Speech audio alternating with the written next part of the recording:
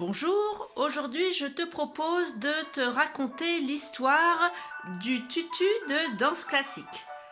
Alors, nous connaissons tous le fameux tutu de danse classique, l'apanage de toute danseuse avec les pointes évidemment, mais aujourd'hui ça va être l'histoire du tutu que je vais te raconter. Alors, d'où vient-il ce tutu ? C'est vers 1832 que l'ancêtre du tutu de danse classique apparaît. En effet, c'est la danseuse Marie Taglioni, qui incarne à l'époque le personnage de la sylphide, qui décide de porter une superposition de jupons, un peu comme ce style-là. Voilà, donc à l'époque c'était quand même assez osé. Et ensuite le tutu a été raccourci au fur et à mesure pour avoir déjà une plus grande aisance du mouvement, mais aussi de limiter les accidents. Parce que n'oublions pas qu'à l'époque, les scènes étaient éclairées au gaz et les tutus pouvaient facilement prendre feu. Donc il existe aujourd'hui plusieurs types de tutus, mais les principaux sont le tutu long, le tutu romantique qu'on appelle aussi, qui recouvre la cheville, donc il est assez long, et qu'on retrouve dans les ballets romantiques comme Gisèle, la sylphide.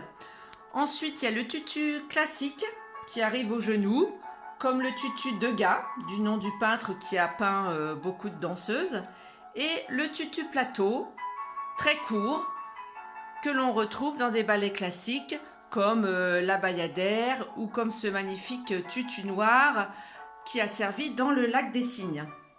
Voilà, donc le tutu est réalisé avec des matières fluides comme la mousseline, l'organza, la gaze ou le tulle. Alors j'ai oublié aussi, dans les tutus courts, il existe aussi un tutu qu'on appelle le tutu galette ou tutu anglais. Donc c'est un tutu très très court avec différentes sortes de volants de tulle. Voilà, je ne sais pas si vous voyez bien. Et qui est cerclé. Dedans, il y a un cerceau pour que ça permette de rester bien plat, d'où le nom de tutu galette. Alors, donc, comme je vous ai expliqué, le tutu est réalisé à partir de matières fluides pour que ça suive bien le mouvement. Et certains peuvent être décorés de pierres précieuses. Celui-là, il a des plumes. Voilà, il peut être aussi brodé, comme celui-ci aussi qui est superbe. Voilà, donc pour fabriquer un tutu, ça prend beaucoup de temps. Sa fabrication est très longue, à peu près une vingtaine d'heures, rien que pour en bas la jupe en elle-même. Mais en plus, quand il faut faire les bustiers, quand il faut faire les basques, quand il faut faire la décoration, ça peut prendre 3 jours pour faire un tutu. Voilà, donc c'est pour ça que les tutus en général coûtent relativement cher.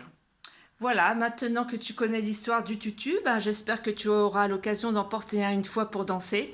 Et puis la prochaine vidéo, je te parlerai des pointes et des chaussons. Voilà, à bientôt!